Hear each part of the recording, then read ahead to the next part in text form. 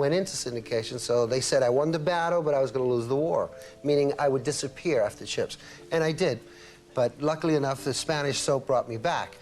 Erik Estrada was a big star on TV in CHiPs. Officer Punch made everyone smile. But there was real behind that famous grin you'll be riding on that pane. Bridge isn't painted right, but hey, I hope it won't be another 15 minutes. Years ago, his dad was hooked on drugs and left him when he was a child in East. When the CHiPs were over, Harlem was rough. Movies forgot about his first 2 movies. Breakups in marriage and money troubles hard enough that his TV partner didn't like him. On screen, success looked great, but Erik said, "Broke my heart to read the real story." Fans never saw Estrada was born on March 16, 1949. He grew up in East Harlem, New York City. After that, they broke up when he was only 2 years old. He lived with his mom, family, and grandfather in a small room. A rough place to grow up. The area was poor, but it was full of the way his mother lived and worked changes in strip clubs to help the family. She taught him to be honest, keep your strength, and believe in something bigger than himself. The only father figure was my grandfather. But Erik was only 10 years old when his grandfather died. That loss hit him hard and left a hole that never. Erik's real father wasn't really fixed, not around much. And when he did show up, only caused pain. Erik caught him one day in the bathroom. He had a belt around his arm, a spoon in the sink, and the smell of caught fire in the air where his father was. Erik never forgot that he used drugs. For a moment, the shame in his dad's eyes, he couldn't forget the anger in the room. His mother had cut off his father for good, out for drugs, and Erik now knew why. I kept thinking about that memory his mind for years, which later helped him work with anti-drug groups like Dr. He didn't want to become like his dad. When Erik was only 4 years old, when a man named Pete Panos came into their lives. A detective, and Erik was interested in a gun, a badge, and a strong sense of. Because of this, Erik looked up to him like a hero. While other kids played video games, Erik got into Pete's bag without permission. Picture of the crime scene. It was terrible and scary, but he couldn't look. He saw things that no child should ever see. And it made him feel more. He was ready for the world. Years later, it would all come full circle when he online kid predators that helped catch them, that he learned how dark it was early on, how bad things could get, and how important it was to fight back as a child. And Erik learned that tasks weren't easy, tough, but also know how to stay alive with the honor. His mother couldn't give him much, but she taught him how to behave, and he did different jobs with pride. To save money, guard laundry workers, he joined the American for Acting School, the Musical and Dramatic Academy, and even it paid only $38 a week. It was free food and lessons. He gave his way out, which was enough. 18 years old, and had everything he needed to make it work.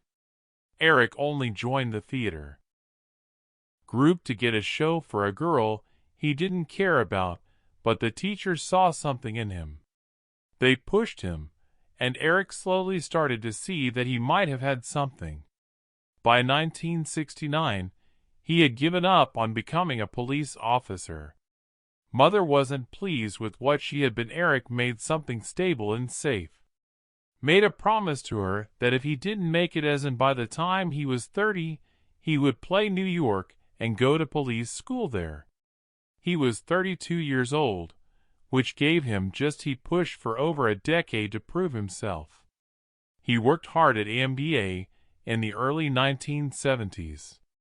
He studied and worked out for 12 hours a day. Everything, how to move, speak, and hold a scene. He worked at diners at night in 1970, just to pay for school. He tried out for the movie The Cross, and he didn't just read the switchblade, he played the part of a real gang in the story. Remember making up lines and waving a fake knife around the room. It scared everyone. The people in the room, but it did the director, and Pat Boone plays the lead role. Gave him the part right away. Estrada played Nicky Cruz, a gang boss who's a teacher can change your life. Based on a real story, and it hit home to his home. Estrada remembers seeing his when he was young. His father used drugs. That part with the belt in the bathroom, the spoon on the sink, and the arm, even after more than 50 years, that the movie is still shown in a lot of youth because of its lesson about redemption and shift. But having one good part didn't. Hollywood's doors flew open in 1972. Estrada wanted to play a young police officer. In the movie The New Centurions, which George C. Scott knew what the part was ideal for him, but the producers didn't agree. I agree that they didn't even think about him. He still wouldn't give up, so he kept showing up and asking over and over again. They finally gave in, and he got the part. Sergio Duran was his name. The very first times a Latino star played us seriously, not the typical police officer that Estrada cared about where he had grown up, wished to become a police officer, but before that, he had only been cast in parts as I always played the guy with crooks. He chose the gun, the knife, or the brick. But I had to work, so it didn't matter if I played a thief. It felt like being if you're a plumber, you just go where the work is. Between 1972 and 1977, Estrada made a name for himself. Wasn't well known yet, but he worked and was in movies like Airport 1975, Middle of the World, and tracked down on TV everywhere. Jack Manx Beretta, the $6 Million Man. Again, he was always the tough guy. He made fun of it with a gun, but every part made him smarter. Then came 1977. CBS started a new show called In the Role of Frank Ponch. CHiPs. Estrada Poncherello is a California Highway Patrol officer. He came in wearing that shiny, putting on a California Highway Patrol uniform on a motorbike, and giving a smile that could make the whole screen brighter. Besides this, he had small roles in movies like The Cross and The Long Sword and Airport 1975, but this time it was different. All of a sudden, everything changed. Didn't just act. He was Ponch, and at that time, America loved him. There weren't many Latinos in charge of shows. Erik was one of the born in 1949 and raised in Spain, Puerto Rican by blood from Harlem. But he didn't speak Spanish very well back then as it was. He could not read or write at all. But that changed after the fame hit. He began to learn the language. Trying to connect with his roots, hadn't really accepted before, though the show was meant to be about around Officer John Baker, who was played by Larry Wilcox. The guests had other ideas. Erik's good looks, drive, and big personality slowly but surely took over the screen. The attention turned to his fan mail began to build up faster than Larry's. By Erik was the one who showed up in season 2. On magazine spreads by himself, he wasn't just no longer a co-star. He was the main. What was different about CHiPs? What made it different from other cop shows? Tone wasn't dark or scary. It was fun. Shows that are good for the whole family. Police help people more than they chase them. Those traffic safety rescue tasks, kids on skateboards, and other things like that. Not a lot of bloody fights or gritty reality, just sunshine, bikes, and good vibes. That's why it was a 6. Erik played the part for 4 years in a row. Seriously, maybe a little too seriously. He had no idea how to ride a bike when they hired him. So he, no joke, they trained for 8 weeks straight. He didn't stop there, though. He kept going. His own tricks, even when it was dangerous. Things went very badly. In 1979, he was wrong. He fell off his 900-pound bike. He hurt his ribs and broke both hands. At one point, work had to stop because a new driver lost control of their car. I was going 35 miles per hour and hit him during a chase. Erik jumped on the hood, went over and hit his head on the pavement, but he kept going back, putting on the tricks like he had something to show that things were going on behind the scenes. The friendship you saw wasn't always sunny. Between Punch and John Baker on the screen wasn't really there off-camera. Larry Wilcox was meant to be in charge, but the balance was changed by Erik's growing fame. Lawrence didn't like that they stopped not making movies together unless they had to, when Erik quit because of a disagreement over a contract. In 1981, things were at their worst. Larry quit the show before the last season. In the meantime, the competition never really went away. Erik had all the signs of a girls loved him, and so did their moms. By 1978, he had more than 5,000 fans. He got his own messages every week. Items for sale: action toys, lunchboxes, and even a tight stretch of Rowd jeans. He was on the front cover of People, US Newsweek, and every teen paper you can find. Think of it. A TV Guide poll from 1979, he became the third most sought-after man, second only to John Travolta on TV, and Burt Reynolds in that outfit with that grin that trust made it all work. And it took care of big Erik Estrada's life, while the Chips looked great on the TV. But behind the camera, things were a mess. In November 1979, when he was at the height of his fame, got married to Joyce Miller in Los. She was 40 years old, and he was 30 months old. People magazine had called him before one of the 10 hottest single men in the world, but instead of love that lasts, though the marriage ended after only 8 months. June Joyce asked for a divorce in July 1980. It was messy. Court papers were banned. They couldn't talk about each other, and at the same time that Estrada was getting better after a terrible accident in August 1979. He was thrown off a 600 pounds. He broke both wrists on the police bike. He had broken ribs and still had to keep people happy and smile for the cams, but the stress wasn't just on them. It was one of the few Latinos in Congress. Big names on TV, and he knew what that meant. He was always there before Chips decide who the bad guy with the gun is a knife. So when he got the part of Officer Pontarelli, said he pushed the writers till he didn't want an Italian name, so change it. Hispanic was what he wanted the character to be. They agreed, and Pontarello was born. All of a sudden, millions of Americans were seeing a Latino police officer as a hero. Knew what that meant for different players. He said it helped open doors too late. For stars such as Jimmy Smith and Edward, the part of James Olmos is still a Latino play. There were even more pressure chips in this model. Kids watched it because it was a family show. There was trust among parents, and the network used Estrada's looks to get deals with magazines and get more views.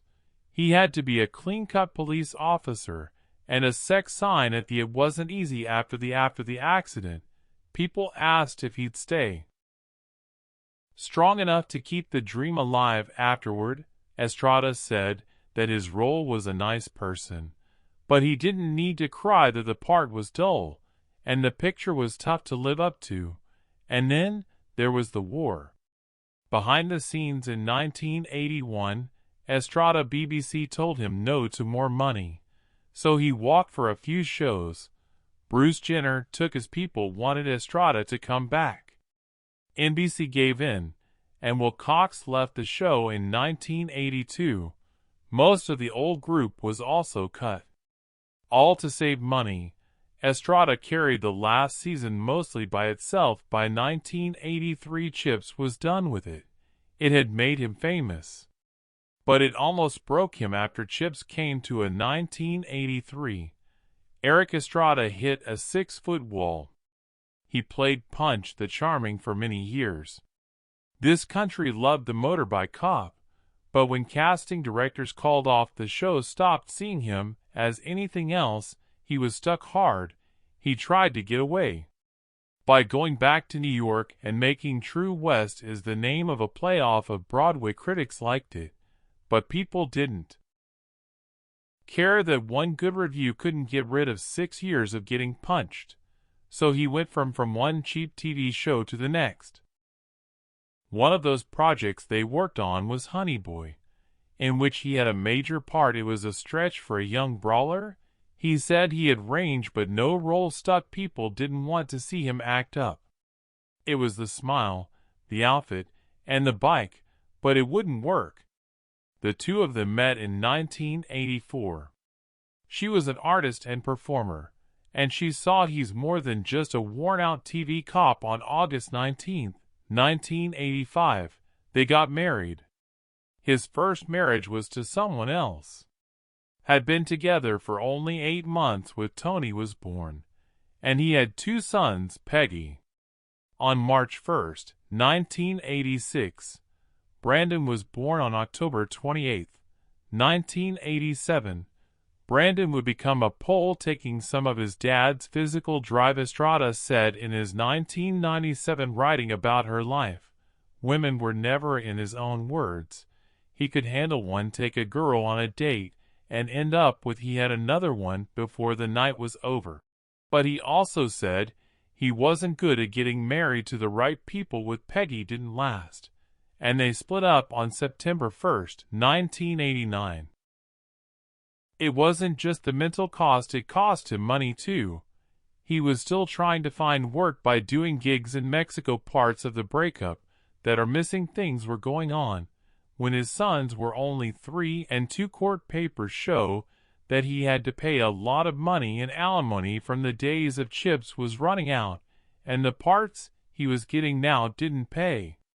By 1991, he was making almost enough. Not even 1/10 of what he used to. Lone Weapon 1 then came out. 1993, it was a joke that poked fun at crews, made fun of action flicks, and showed up in a short scene dressed as Punch. It was smart. He went for the Joker's. Critics laughed and saw that it wasn't a big deal but it helped people see him in a different way. He wasn't mad at Punch. He couldn't laugh at himself any longer. Everything changed in Estrada in the same year. A call from Mexico telling him to star in a telenovela Dos Mujeres Un Amino. He said that the plan was for 100 people. There were more than 200 shows. Wasn't just another playing job cast as a truck driver from Tijuana named John. Even though he didn't say anything, Spanish fluency that made people look twice. He is known for playing Punch, and CHiPs was born in Puerto Rico and grew up that way, in Spanish Harlem, but that didn't mean he was able to speak Spanish well. Still, Tel Ava took a chance, and 5,000 pesos, which is a huge amount of money pay at the time for a Tila actor. Quite a few in the Mexican show business were not sure if an American actor you have to really pull this off for it to work. Estrada put everything he had into learning. A Spanish phone company called Avisa hired a team of coaches who worked every day in shifts. It took Estrada almost 6 weeks to study the language for 12 to 14 hours straight, not only on language, but also the certain slang and accents used by. He even talked to truckers from northern Mexico. He said Spanish would help him sleep. Cards on his bed in the early days of it was hard to shoot. Some scenes took 15